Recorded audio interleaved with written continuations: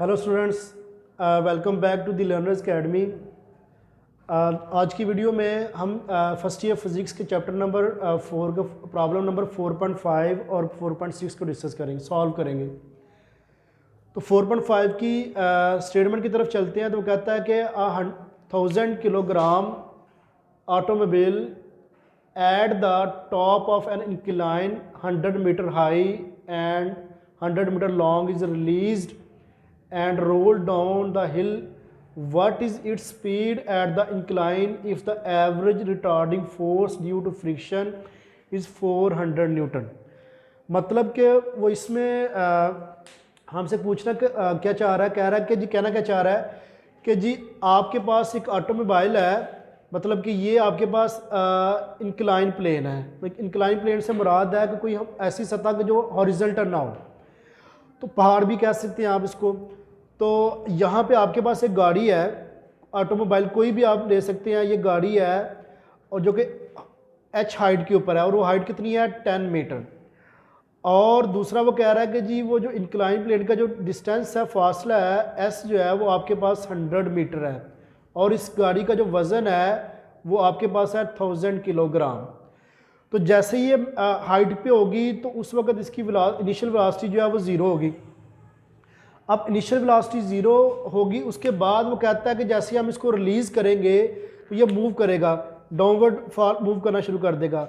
अब हाइट के ऊपर इसकी जो पोटेंशियल एनर्जी है वो मैक्सिमम होगी, ठीक है, जिसको हम ग्रेविटेशनल पोटेंशियल एनर्जी भी कह सकते हैं, पोटेंशियल एनर्जी भी कह सकते हैं आप इसको।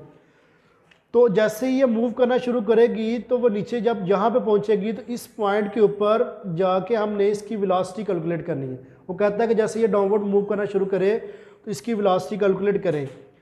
अब जैसे ये डाउनवर्ड मूव करना शुरू करती है तो इसकी काइनेटिक एनर्जी बढ़ जाती है और पोटेंशियल एनर्जी कम होना शुरू हो जाती है, मतलब पोटेंशियल एनर्जी कन्वर्ट होना शुरू हो जाती है काइनेटिक एनर्जी में।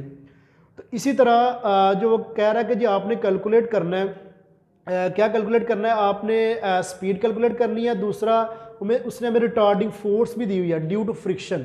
अब ये रिटार्डिंग फोर्स का यहाँ पे क्या काम है, मतलब वो कहता है जैसे ये मूव करेगी डाउनवर्ड, ये फॉल कर इंक्लाइन प्लेन के ऊपर मूव करना शुरू करेगी, तो इस वक्त जो इसकी रिटार्डिंग फोर्स है वो फोर्स जो टोटल एनर्जी है ना, या बॉडी की जो ओरिजिनल काइनेटिक एनर्जी है, एनर्जी जो है उसका जो कुछ हिस्सा इस फ्रिक्शन के मुखालफ वर्क करने में लग जाएगा, ठीक है। तो वो हमने वर्क भी यहाँ पर लेना है। इस वजह से मैस की बात करें, गिवन डाटा की तरफ चलते हैं, तो मैस आपके पास आ जाता है 1000 किलोग्राम।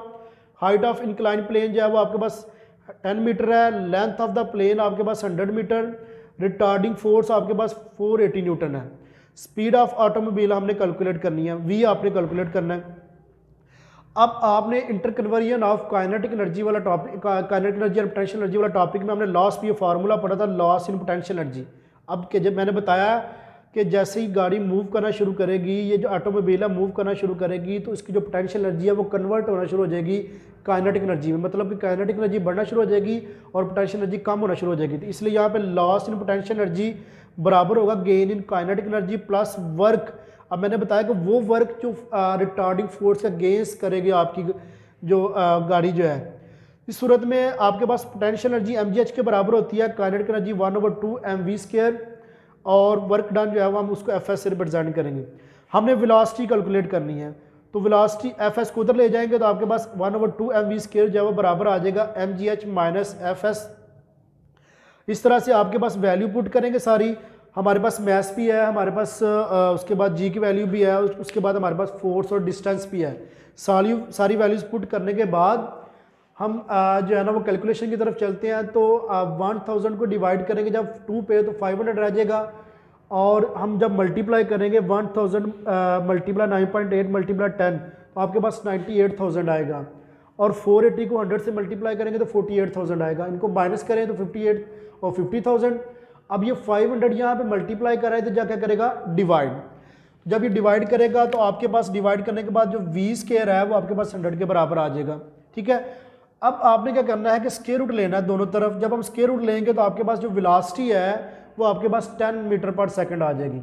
तो मतलब कि वो वेलोसिटी ही उसने हमसे पूछी थी कि वो क्या वेलोसिटी होगी जब वो 100 मीटर इंक्लाइन करता है, तो उस वक्त उसकी वेलोसिटी क्या होगी, तो वो वेलोसिटी हमने कैलकुलेट करनी थी। अब हम चलते हैं अपने सेकंड प्रॉब्लम की तरफ।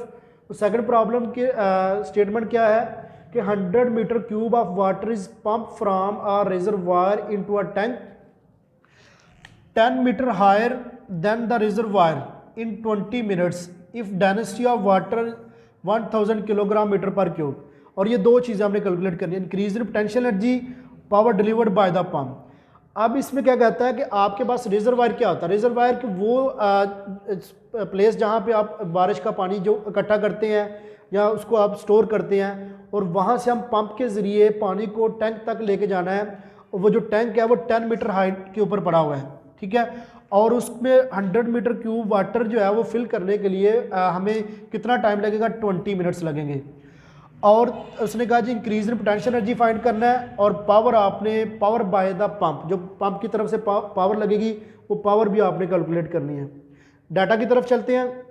तो डाटा में वो कहता है कि वॉल्यूम ऑफ वाटर आपके पास 100 मीटर क्यूब है, हाइट ऑफ टैंक जो है वो आपके पास 10 मीटर है, टाइम टेकन जो जितना टाइम लगेगा कितना लगा 20 मिनट्स।